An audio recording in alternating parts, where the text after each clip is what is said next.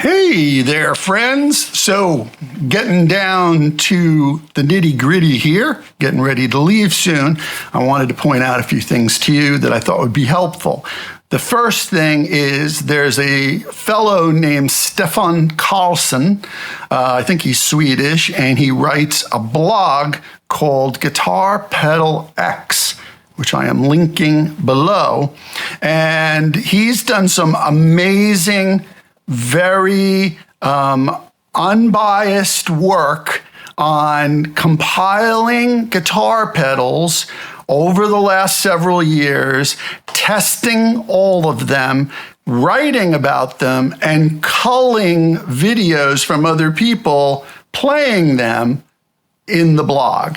And I think he's probably, I would say, the most useful resource for myself and my friends, because I don't know him personally, but I've had a little contact with him, but we trust him because he's not bought. And he's honest and straightforward and just gets to the nitty gritty and does the do. And I think it would be really useful for you all to check it out whenever you're thinking about a purchase, because he will tell you, like I do, frankly, how he feels about things. And he owns a lot of dang pedals too, like I do. So anyway, Guitar Pedal X, check that out. The second thing I want to mention is, it's often shocking to me, some of the responses that some of these posts get. Now, of course, anytime you mention a major topic like Dumble or Strymon or what have you, you're going to get a lot more views, and maybe that's what the influencers go for, but you're also going to get a lot of fandom. And I think that the fandom strikes back often for two reasons: because they've bought it and they're trying to justify it, or they're so involved and so committed to that brand that they can't see beyond it. So someone like me saying something negative about something really gets their goat. I apologize. I'm just trying to be honest here. I'm not trying to slam anybody. I own many products from many different companies, and a lot of times there's products that they put out that I don't like. And if I can't be honest about it, because, fans of that brand, because I don't see how you could be a fan of one product unless you've used it extensively. And that's what brings me back to the whole Dumble thing. Like, I don't know how many times I have to say, I've played over 100 Dumble pedals, and I've played Dumble amps, and people are getting mad because I say something about a product that's a modeling product. So just take a deep breath, y'all. Like, my regular subscribers know this, so no need for you all to, just brush this off. But come on, man. Like, is this what we've come down to as a country? That you're just gonna willy-nilly go after people because something that you're fond of, they're not? This is my page. I can say what I'm fond and not fond of. And I don't take offense if people have an intelligent conversation with me, but when it gets down to they're just a fan of something, or they know people there, well, that's the other side of this coin. You can kind of tell from some responses that the manufacturer either put them up to it, or they know the manufacturer directly, personally, or otherwise, because there's not a lot of reason behind it. So anyway, let's just all take a deep breath, shall we? Okay, it's just guitar pedals. It's your money. Do whatever you want with it. I'm just trying to keep it in your pocket when it's not necessary to light fire to it. Okay, that's all.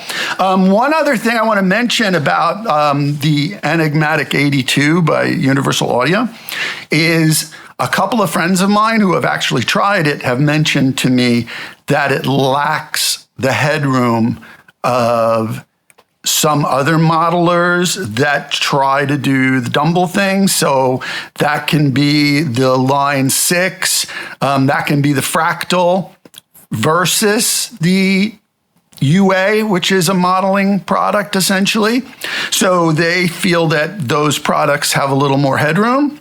And I would say that probably that's another factor I'm hearing versus the pedals, the dumbbell pedals I have tried, especially the ones I favor. I'm not, and I went back and double checked and I'm like, oh, wow, yeah, that's a good point. Headroom, maybe that's what's bugging me. And I listened to a few more demos and I'm like, oh, and a couple of them did compare them to other products that are similar. And I'm like, right, that's it. It's kind of clamped down a little bit. It's not as much headroom. So that's another thing to consider.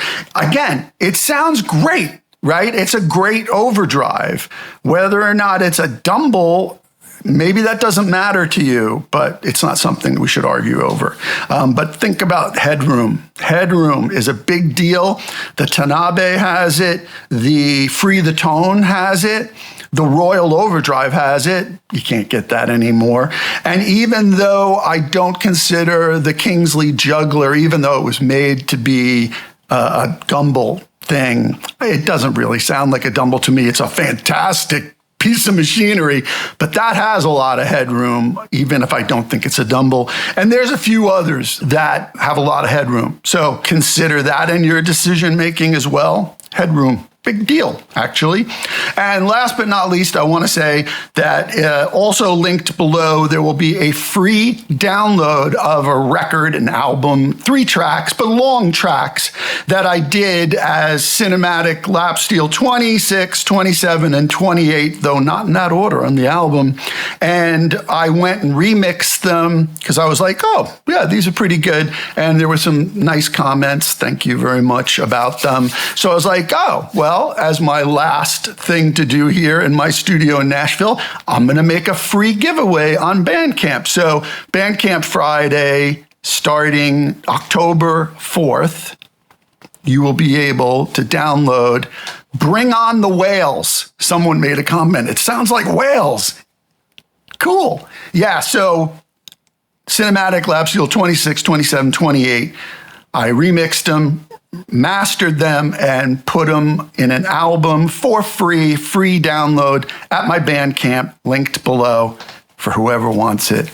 You don't have to give me your email. You don't have to do anything. It's free download. I do this all the time on Bandcamp, so I hope you follow because I try at least once a month, definitely once every 2 months, to put an album up of stuff that I find that I think is worthy, and you can have it for free. There's a lot of free stuff up there, so download whatever you want. And so I'm leaving October 21st, and I think we've chosen a flat. It's not been an easy process. Oh my God. We'll talk about that later, but we tried to buy a place, but that was even more problematic because I don't get paid in pounds yet. I'm paid in American dollars. Anyway, we'll talk about all this stuff later if you want. It's fascinating. I'd also have to pay a couple points more in interest, and I'm not really interested in doing that. So I think we found a flat. We're calling them tomorrow morning. October 21st, I leave. Means the 22nd, I arrive in London, hopefully in that new flat. So thanks for sticking around. Again, if there's anything you want me to cover, let me know and I'll get on it, hopefully before I leave, or definitely when I get to London. Thanks, y'all.